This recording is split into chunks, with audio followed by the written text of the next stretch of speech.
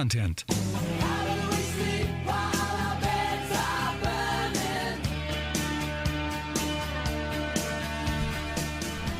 And from the top of West Mountain, Scranton, Pennsylvania, good morning, everybody. This is 94.3 FM, The Talk of Sanity Check, Libertarian Lou, Tea Party Mike.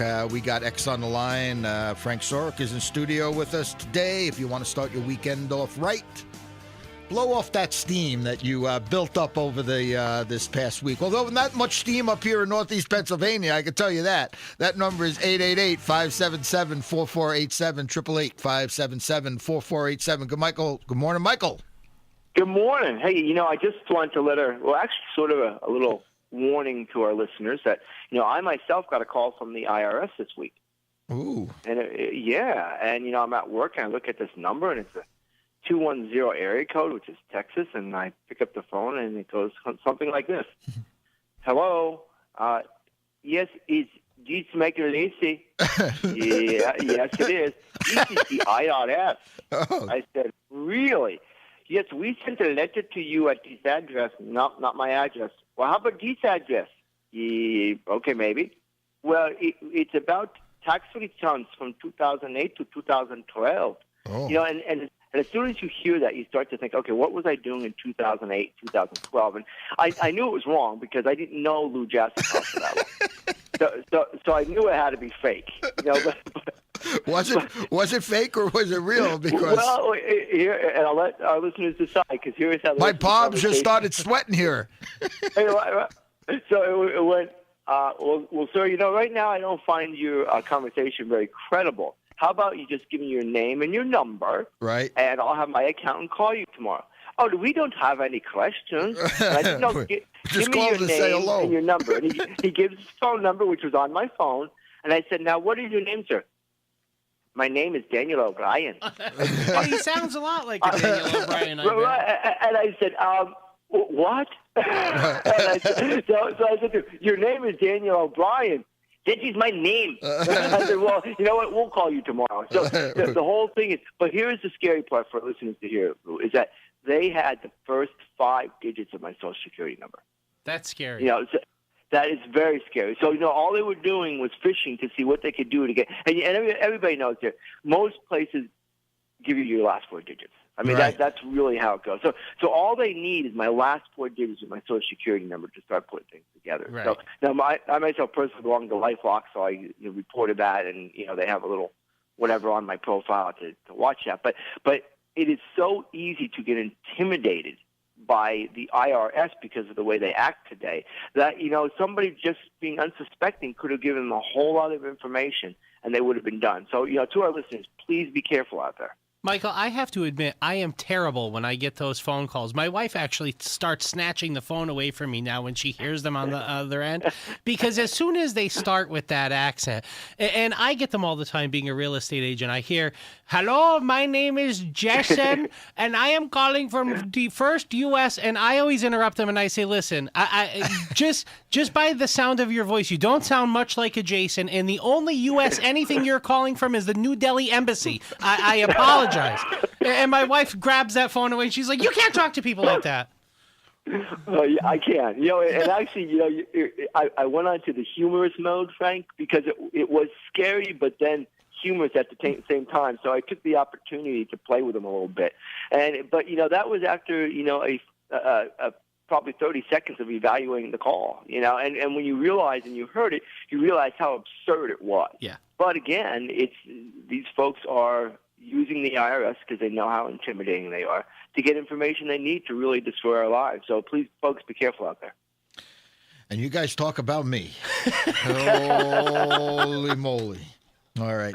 Hey, Michael, one of the things we just spoke briefly here before we went on air, but one of the things I did want to touch on was following up on a conversation I had with Kerry Schimmelfig right after the show last week. Of course, they're sponsoring the NEPA Veterans Multi-Care Alliance. He was in, and we have this bowling event coming up in May, 2nd to 6th. And on the way home, I kind of, kind of thinking about the whole thing, and, we were talking about the veterans and stuff, and And I said I wanted to reminisce a little bit, but also we're going to write a little piece here for the Independent Gazette about the whole draft, the whole lottery draft, and during the Vietnam era. And I kind of felt as though that, I had won the life lottery. And certainly we're going to encourage anybody that does want to write to me or whatever. I'm going to write a little story, but about that whole thing. And we were just talking about the way that was then. I'm reading some news reports. CBS News preempted the regularly scheduled broadcast of Mayberry RFD to pick up a live feed from Washington correspondent Roger Mudd. And anybody that could relate to this, they really get this, okay? And for the first time in 27 years, the United States has started a draft lottery, said Mudd, in whispered tones as the ceremony proceeded in the background. For all its life-changing big moment drama, as theater, the drawing of the 1970 draft was a low-budget affair. And I remembered this. Remember, I think I kind of mentioned to you, we were all together. I mean, this was, we sat around and I said, they spun the wheel, but it wasn't really a wheel. Staged on a nondescript set with an odd assortment of office furnishing pushed together. All 366 blue plastic lottery capsules had been unceremoniously dumped into a large glass container, perched precariously atop a plain library step stool. A somber-looking official sat at the table and cloaked in black fabric, ready for the lottery ceremony to begin. To pick each lottery number, someone would simply reach into the water cooler-sized jar and pull out a capsule. Tucked inside was the birth date that would be read aloud and the sound its lottery number, starting with number 001. And, that was September 14th. And, in some of the articles that I'm reading and stuff like that, but that night, if a man got a low number, he quickly had to size up his immediate future. And I think that's what I was kind of thinking about after Kerry had left, was that, we all did. And a lot of the news articles I'm reading, a lot of individuals just like myself grabbed our friends and we went to the local bar or sat around the dorm rooms or wherever we were, and you literally just watched. Your name was picked out of a bowl, a fish bowl, and you didn't know. I mean, right then and there, your life was basically changed, whether you're going to be drafted and moved to Vietnam or, sent off. I was A1. I was, that's the way my classification was. So for me, it was certainly relevant. I was lucky enough to have number 322 that particular year, and then they changed it the following year when it was actually it included myself, and then I was 250. So both times I was kind of lucky, and I said, just talking to Kerry, I said I wanted to write a piece on, winning the life lottery, because how many of those folks were sent off to Vietnam? Some didn't come back, and the ones that did had their life changed for all kinds of reasons, some good, some bad. But it was certainly something. It was just a time. It was just the way it was then, and I just wanted to throw that out there for those that maybe were affected. There was only a few years, so it was you were either born in 1950, 1951, or 1952, and if those were the lucky years that you happened to be part of that the lottery, it might even have been 1953 too. I'm not exactly sure, but nonetheless, if I'm going to be writing a piece on that, winning the life lottery, and it'll be appearing in the Independent Gazette. Hopefully these next editions. So anyway, that's my 2 cents on that thing. Frank's looking at me laughing, but or smiling. I shouldn't say laughing, but Tom Marino was having his hosting his it says the 23rd Coffee and Conversation event. So if you want to go to Tom Marino stuff, I don't know who this goes out to, but I get it. But Monday, February 23rd, this is in Lewisburg, PA. So I don't know if we go all the way to Lewisburg, but if you want to go see Tom Marino and have coffee, and it actually says Tom will be available to take photos. So attendances, bring your camera, and photos can be posted on Tom's Facebook page. There you go. So if you want to take that ride over to Lewisburg and take a picture with Tom Marino, we're doing our civic duty here, Frank. Or Mike.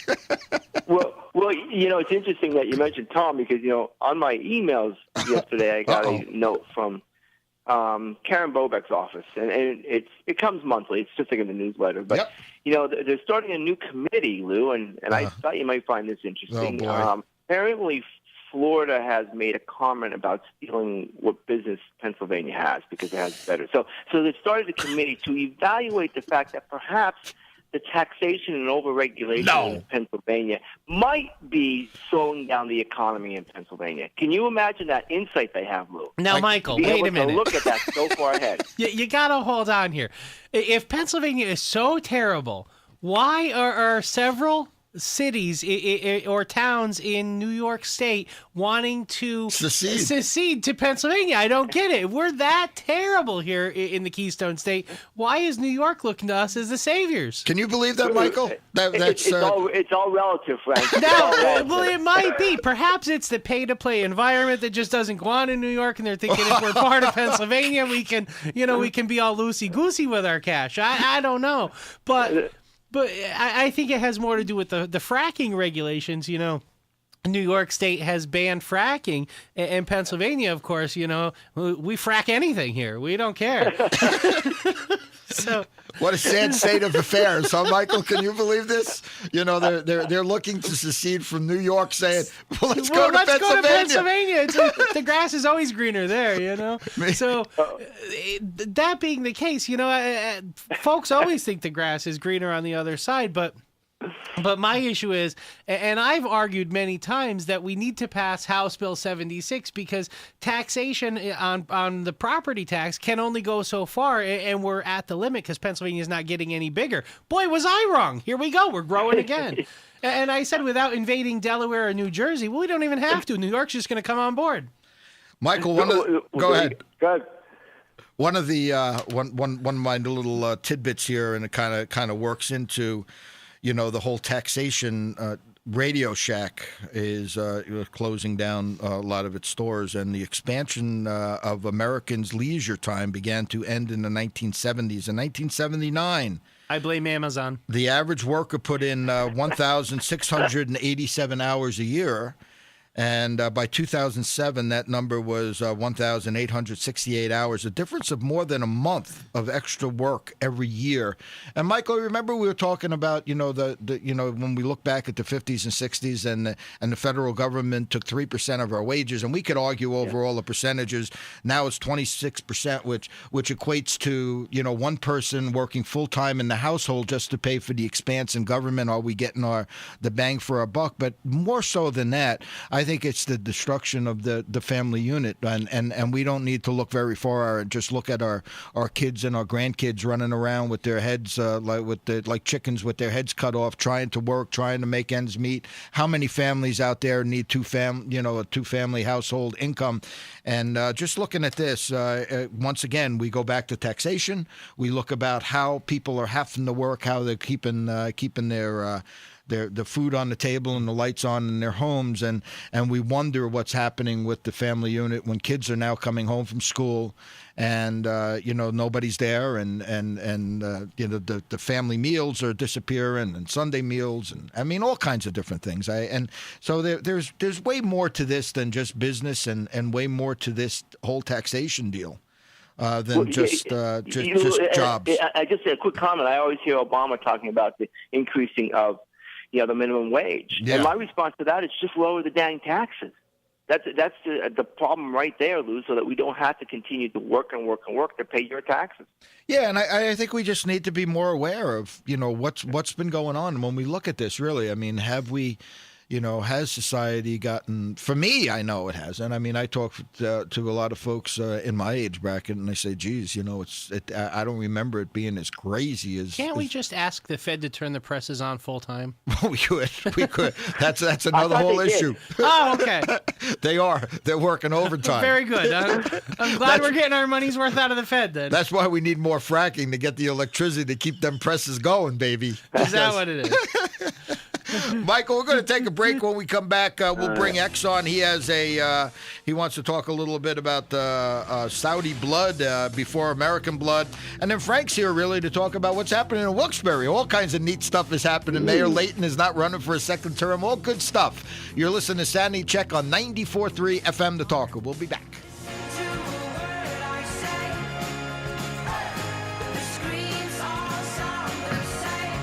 Yep.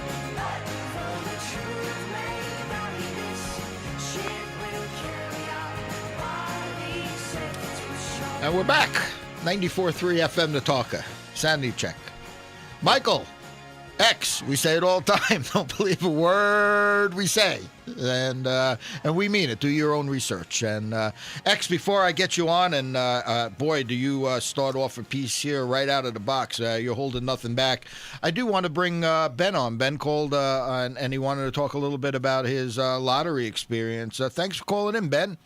Hey, good morning, gentlemen. Nice to talk to you. Yeah, you jarred some memories there for me. I'm 62 years old. I graduated high school in 1970. And I can remember myself and three of my buddies sitting in my mother and father's living room watching that lottery. Yeah. And you were on pins and needles. You were. I mean, you really were, because you didn't know where you were going to be 6 months from then. You didn't know. And the thing that gets me is today, if you talk to people that were born after that time in our history, I've had people say to me, well, why didn't you go to college? Everybody had the opportunity to go to college. They don't understand that when Vietnam was going on, they weren't throwing money at people to go to college through, unsecured loans and things like that. If your parents didn't have the money for you to go to college, or you weren't a super intelligent person with a 4.0 grade average or a great athlete to get a scholarship, you didn't go to college. And it needed you to go to Vietnam. And people don't understand that were born after that period, because now there's all kinds of money available for people to go to college, regardless if you're a C student, a B student, or whatever you might be. Ben, I forgot kind of about that too. I grew up. My dad was a police officer in New York City, and I was very lucky to. I actually had a baseball scholarship to a couple different schools: Villanova, Seton Hall, Fordham University, and I wound up taking Fordham because they had guaranteed it for 4 years. And I was the first one in our family to go to college, and they were all pretty proud of that. And the thing was, that's exactly right. Now you're bringing up another point. It wasn't just like, oh, we're going to get a student loan and go to college. It wasn't that easy. And you were sitting around on pins and needles. Your whole life changed by what was being. I forgot about the bowl. I remember it was they just sticking their hand in the bowl and pulling a number out, and it was very unceremoniously done. But at the same token, it was life-changing for folks our age. Ben, you know how to get in contact with us. I would love to, like I said, I would like to write a little piece about this and get, your thought process and a few others, because it's like winning a life lottery. Now, did you get a higher number, lower number? Or? I was high both times, but the two of my friends that were there that day, both of them went over the next day and joined the Air Force because their numbers came up very low. And at that time, you weren't just drafted into the Army. A lot of guys were drafted right into the Marine Corps. You got 6 weeks of basic training and sent overseas. Now over to Vietnam. And one of those guys actually made a career out of it. He stayed in. As far as I know, the last time I saw him was at his mom's funeral. He hasn't been home. He's been in Alaska for 40 years almost. Good choice. He loves it. Him and his wife love it up there. I've been to Alaska quite a few times, and it is a quite the experience. But if I could take a moment to share a quick story with you. You guys probably all heard about our vice president again this week, proving just how smart he is by putting his hands on the shoulders of the secretary's wife and whispering in her ear. We gotta love this show. Did you hear the other story that surfaced about him now? No, please.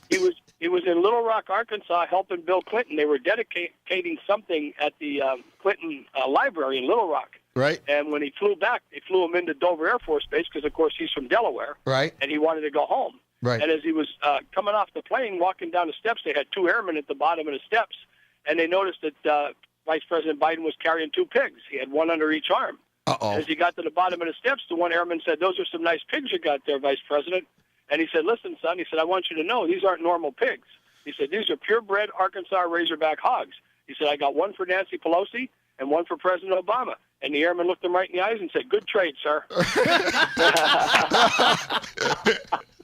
On that note, thank you, Ben. Hey, listen, let's stay in touch, please. And I would like to get just your experiences and maybe include that in the article and some other folks that we probably reached today too, just in that age bracket. So thanks for just let me know how to get a hold of you. You thanks for listening. That's for sure. So anyway, there you go. So X, I got X on the phone. X, we got you on? Yeah, we do.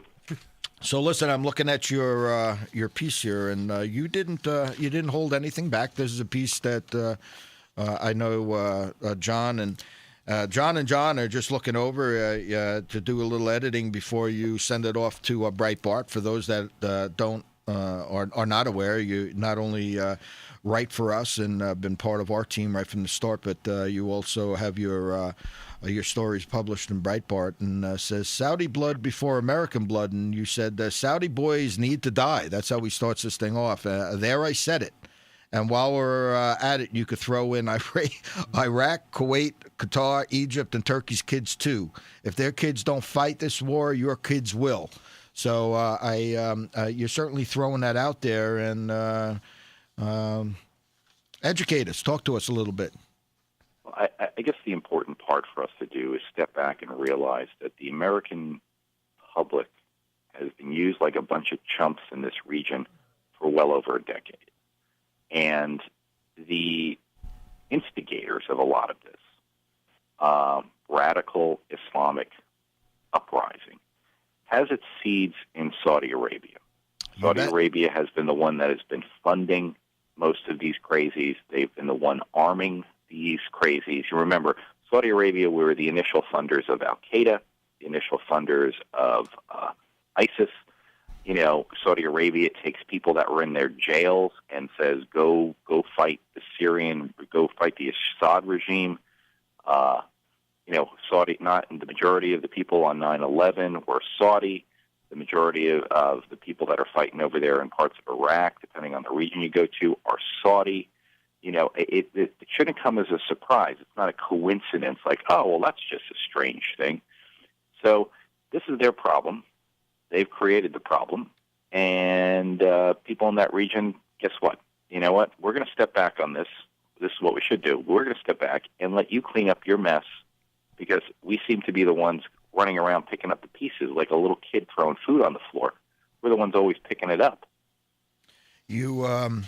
Certainly I just wrote down about the whole petrodollar, and I think there has to be something involved with that also. Certainly we don't need to delve into that too much today, but, maybe for some of our listeners, maybe first-time listeners or haven't heard us before, but, certainly when we go back to Bretton Woods and what I've considered the deal with the devil, certainly that all oil is bought with the American dollar, and it started with Saudi Arabia, and we got to kind of start questioning this stuff, don't we, X?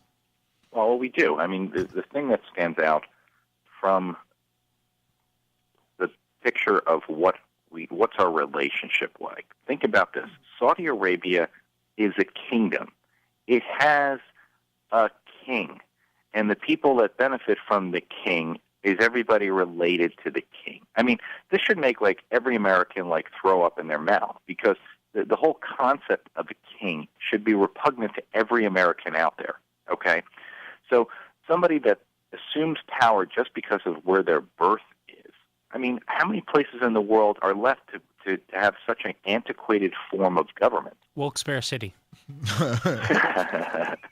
Pretty close. You're going to get your chance next segment, Frank, to get in on all of that. I'm sorry, I couldn't resist. You're describing my hometown. But what stands about it is, why do we prop up this corrupt monarchy? And again, Lou, as you had mentioned, because they've made an agreement with Kissinger in 1972-73 to price all oil in dollars. And that's what allows this stuff to go on. And it's crazy, because the U.S. is going to be energy independent within the next 7 or 8 years if they were able to continue down the road of energy independence with fracking and so forth. But that's just part of this big geopolitical thing that they never talk about. They want to tell you it's about freedom and democracy and blah blah, and it all means nothing. Okay, I mean, just remember, George Bush said Al Qaeda wanted to kill us because of our freedom. Well, guess what? They must love us now because we've basically destroyed the Constitution and taken away the freedom of most Americans, all under the names of keeping us safe. I don't care who you are. If you bomb the hell out of ISIS, it's not going to stop lone wolf or a couple of these jihadi guys from getting together and blowing up a cafe somewhere. But ISIS has no capacity to do anything to the American homeland on any scale that would warrant this type of uprising. And this has been set in motion, Lou. I think this goes back to what we did not even a year ago. This was set in motion the moment Obama started illegally shipping weapons from Libya through Turkey to Syria to overturn the Assad government.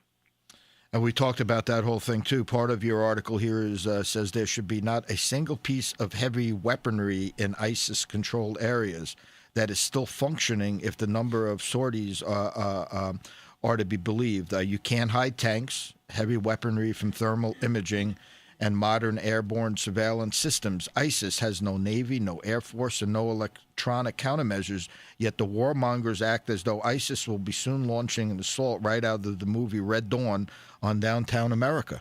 And, these are things that, these are legitimate questions. And we actually brought that up, last week, even about, the presidential debate commissions. You don't have somebody like, people that might be on stage like a Gary Johnson, even asking these questions. I can't even imagine that anybody listening to us cannot possibly think, are these legitimate questions? And it certainly seems to be. We say don't believe a word we say, but at the same token, do your own research and be honest with yourselves and saying, wait a minute, are these legitimate questions, X? Well, here, how does this sound right now? Uh-oh. As of today, Israel has killed more American servicemen than ISIS has. Well, I don't know whether I don't know where you're coming from there, but go ahead. I mean, we'll let you go with that. The whole region just reeks of corruption and lies. Just everybody go Google USS Liberty incident, where the Israelis attacked an American listening ship during the Six-Day War and tried to cover it up. Okay, this is part of history that has been whitewashed. Okay, to let you know that the level or the degree that governments will go to cover up things. I mean, remember, think about this. The whole Syrian situation was because of stupid pipelines that we had covered earlier, that Qatar and Saudi Arabia wanted to ship through the region to supply Western Europe. The U.S. loved the idea because that would cut off the Western supply of gas that was going currently from Russia. Obviously, the Ukraine's a disaster. We've got the tapes of the fact that the Ukrainian uprising was started by the United States. We started the coup that was going on there. And, you turn on the TV and, they make it seem like there's no other place in the world where people are getting killed or anything else like that. And somehow there's a reason for us to get involved in what essentially is a Muslim civil war, whereby those that are, I would consider, hopefully moderate Muslims will now have to stand up to their own batch of crazies. Let's not kid ourselves. These ISIS types are like kamikazes. For this thing to really work, if you really want to carry it through, you might actually have to kill every one of them, because you can't put them in a POW camp and then sign an armistice with the group and let them out. Then let them back out again. We're heading into another break here, X. But the last thing I just want to bring up: where were the Saudi troops during Gulf War 2.0? The answer is living it up off manipulated oil wealth and employing 8 million foreign guest workers to do their laundry, clean their toilets, and run essentially 80% of their economy. We talked about this briefly. I mean, when you basically is they've hired, I guess, foreign workers to do all their work, and yet these are the people that we're supporting with our kids' lives and blood. Well, I mean, again, this is a region of the world where, look, I'm not saying the U.S. can't provide intelligence, small arms, okay? But think about this. Saudi Arabia has 1,000 tanks and 250 attack aircraft and over 50 helicopter attack ships. You're telling me that they can't take care of the problem that's north of their border? And remember, they're the ones that have the most to lose, okay? They're the ones that are going to run into the big problems later on. But if you think about it, most of these militaries in the Middle East are not there to protect the countries from foreign invasion. The militaries in these countries are designed specifically to keep the populations under control and under the thumb of whoever is in command. That's all it is over there. They never use them for foreign invasion. It's let's keep the king in power. Don't upset the apple cart. There you go. We're going to take a break. When we come back, we got Frank Sorick talking Wilkes-Barre. Boy, we jump all around. You're listening to 94.3 FM The Talker. 3 FM The Talker. Voice upon voice, like a crashing wave. Can you hear us now? Can you hear? I hope so. I think they can, Lou. 94.3 FM The Talker. Sanity Check, Libertarian Lou, Tea Party Mike. We got X on the line and Frank Sorick, and that's exactly what you're going to talk a little bit about. Can they hear us now, Frank? And you're claiming that... I'm claiming they definitely can, Lou. Since the launch of the Independent Gazette, we have seen quite a bit happen. And right now we're seeing the fall of a king. You think? King Leighton. King Leighton. King Leighton will not seek his fourth and final term. Although he said he's not running, I believe he is running from the FBI, but that's another story. There you go. But, I mean, you asked me yesterday, Lou, what impact the Independent Gazette has. We've broken some stories in the Independent Gazette that have been followed by other media, and some of the stories that probably would never have seen the light of day if not for the Gazette.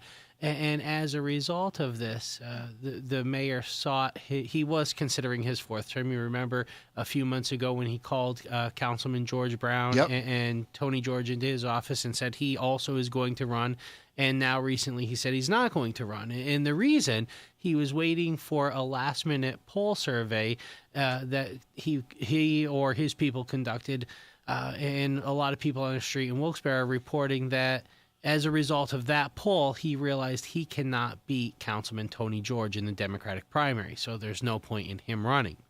Wow. I mean, one of the things, and certainly we talk about it here internally sometimes, it's...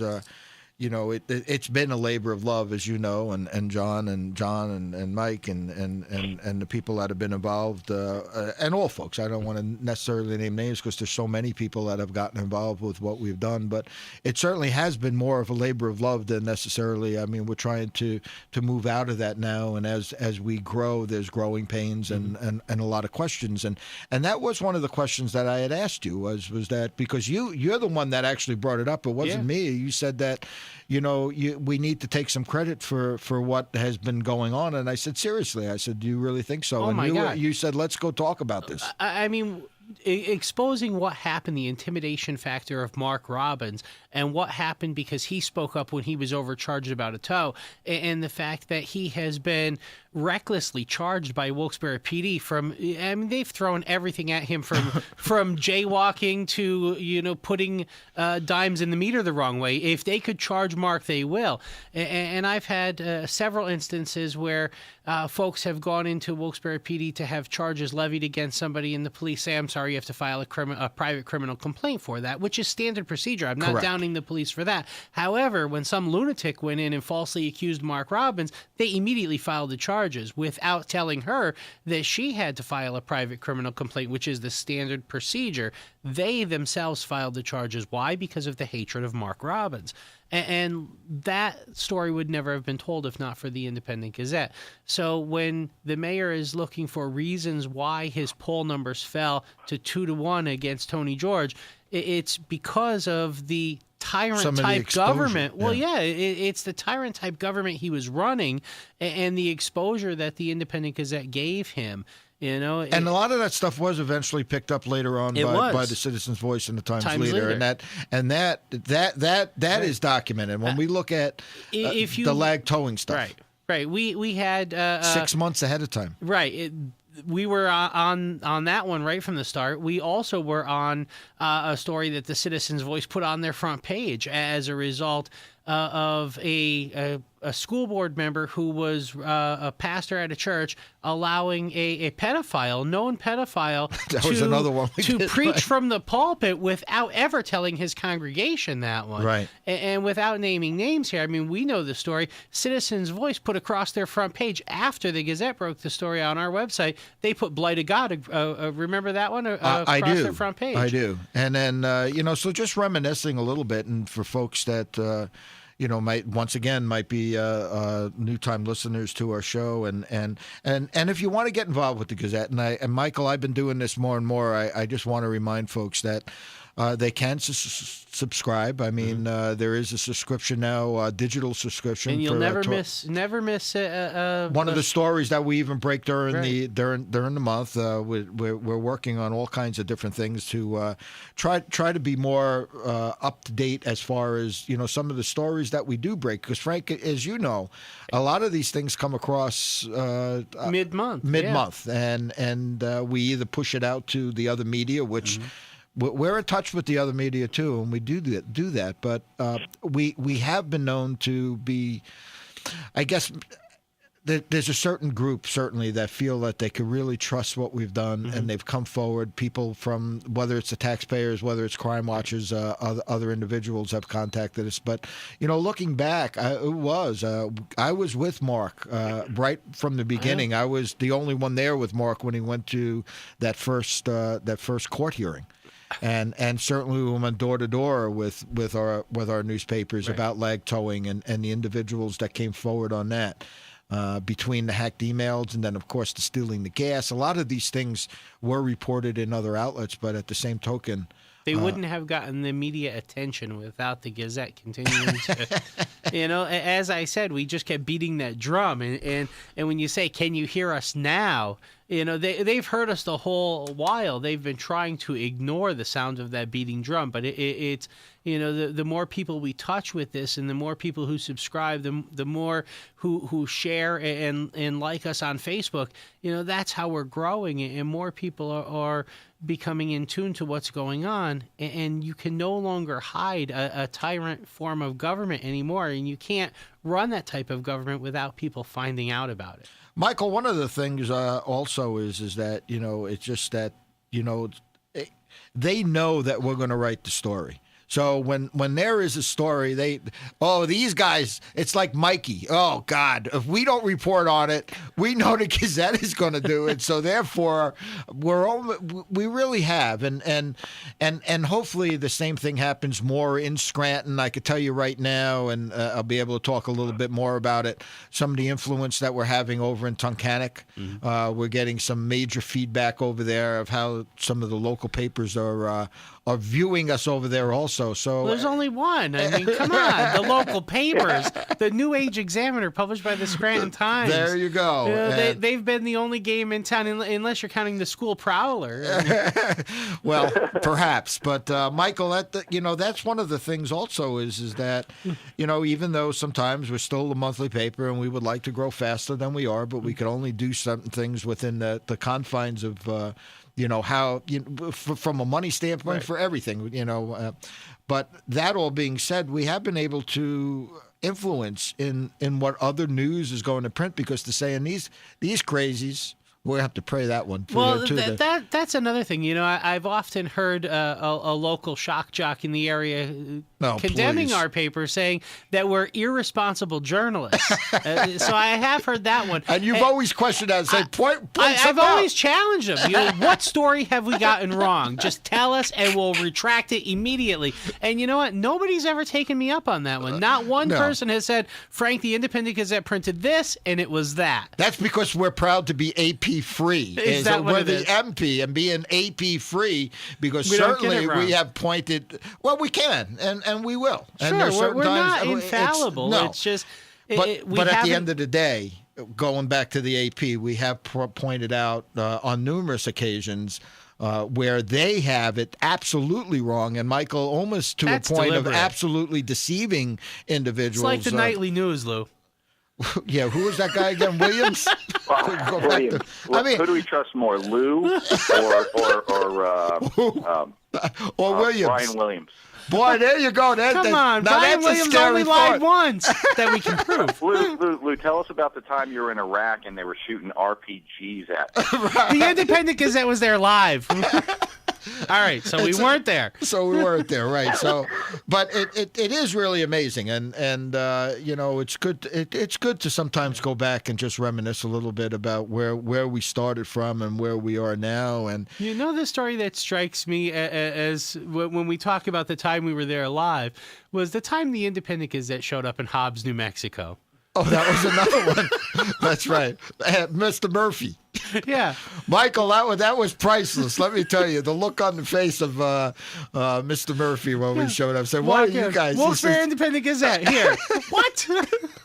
And what was that all about, real again, Frank? That was This home security systems that Linda Urban was filing criminal charges on, and Bob Kalabowski, that was regarding the stolen gas. I mean, there was and so the city many, manager, right? and yeah, there was so many different things. I mean, he was selling his home with the security system still in it, And for me, Michael, and X is that, you know, one of the things that we have talked about right from the start, that this was a long-term project. This is a 2016 project, and certainly looking about what's coming up in 2015 and 2016, and where you know, I think that we need to.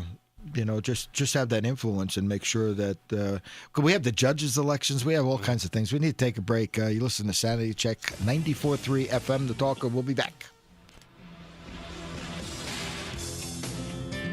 As we roll down this unfamiliar road, and although this wave is stringing us along,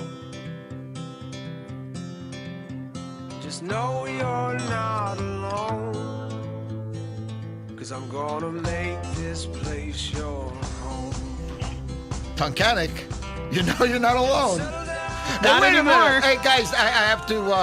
One of the things that I want to bring out, we started the Independent Shopper, and it on the back of our newspaper, or not back page, but just before that, we have small ads of all the businesses, and very, very reasonable. So if you have a business and you don't have a big budget, and you want to get some information out there, pick up the Gazette and check us out, because that's definitely making an impact too, Frank. I got to tell you.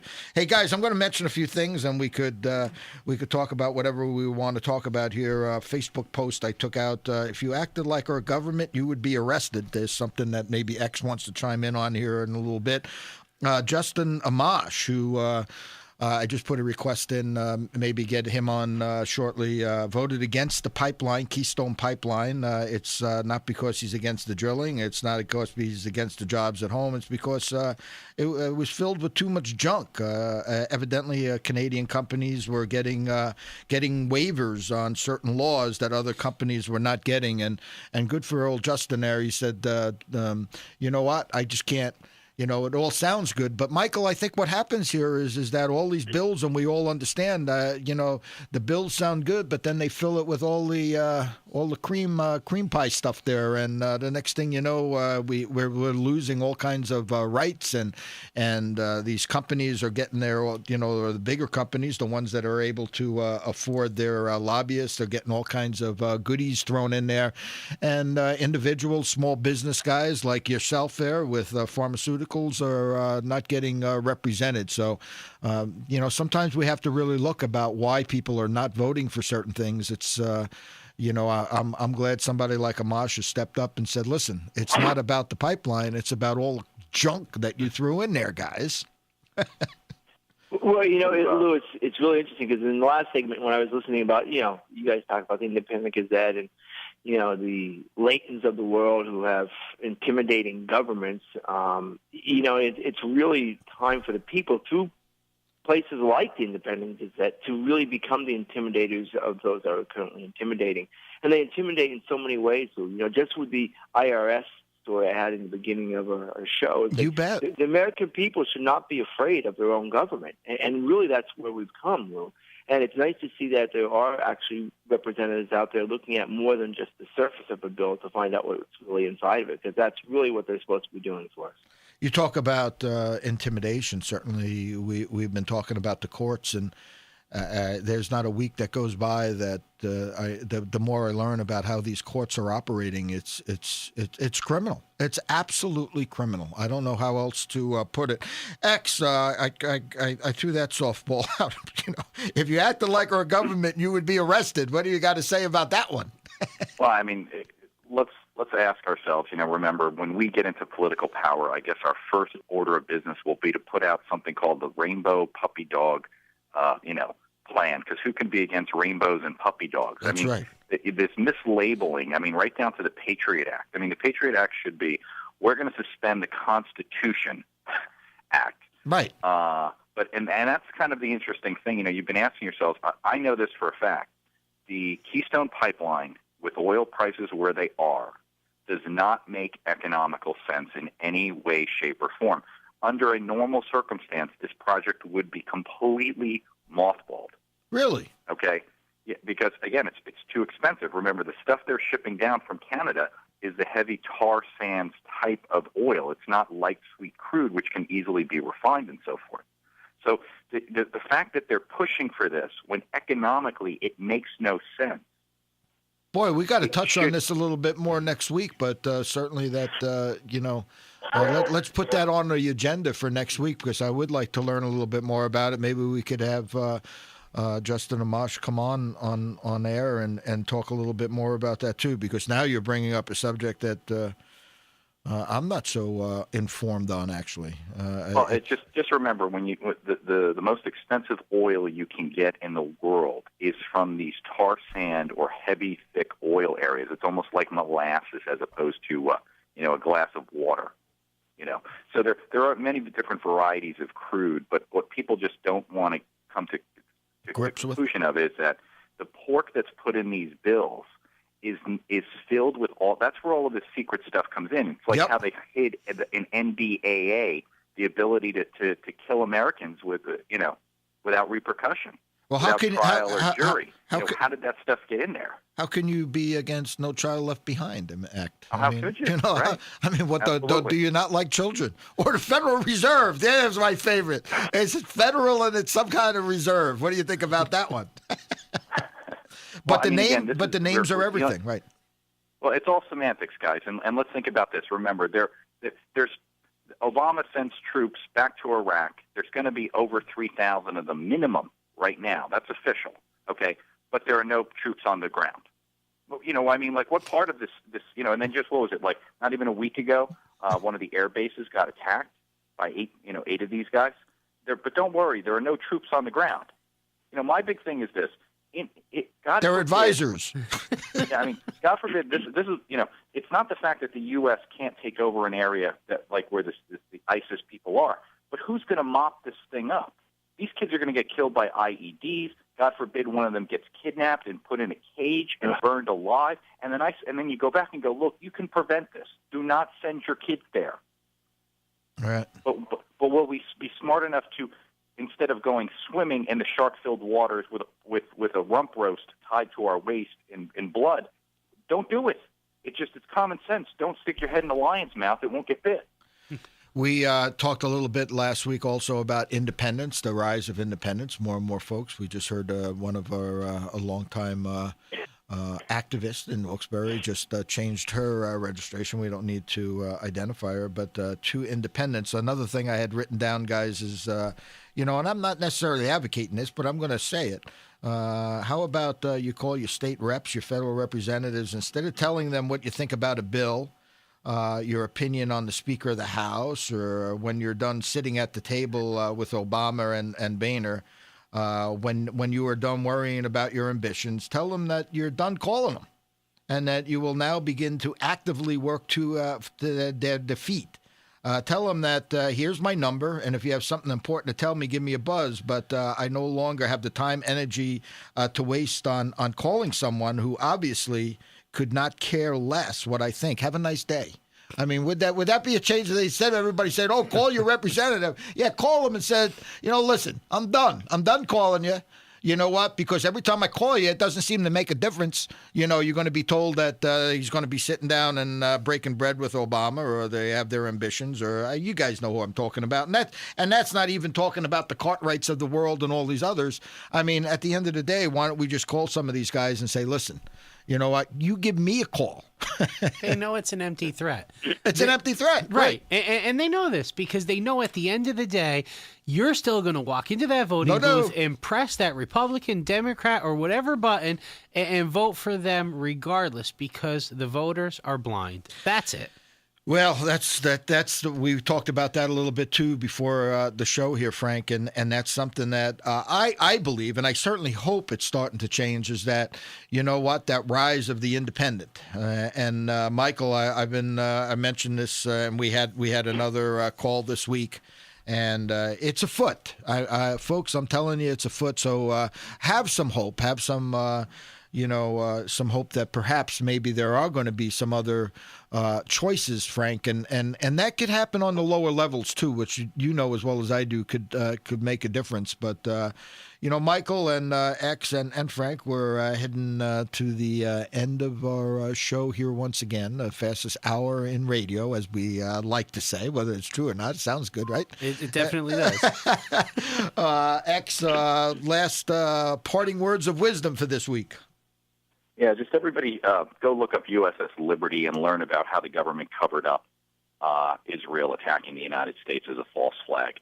It's eye-opening. It'll make you totally review what the Middle East situation's all about and how we're being played all the time. Talking about blowing off some steam. Right? You're supposed to be able to listen to Sanity Check and feel, good, I got rid of it. Just wake up out there. That's it. Just start waking up a little bit. Michael, we're down to the last minute or so here, and once again, I thought we had a good show today. Brought out some interesting tidbits of information, did a little reminiscing, your last comments and your final, From South Texas. It's just simply we have to keep up the fight, and we have to look and see what the evidence shows us and not what we're told.